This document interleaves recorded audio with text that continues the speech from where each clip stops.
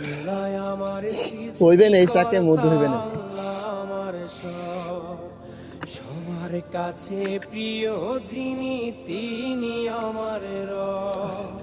দুনিয়া করব সবাই আল্লাহর ইবাদত, দুনিয়া করব সবাই আল্লাহর ইবাদত, সব কিছুতে দিবেন তিনি তারই রহমত, সব কিছুতে দিবেন তিনি তারই রহমত।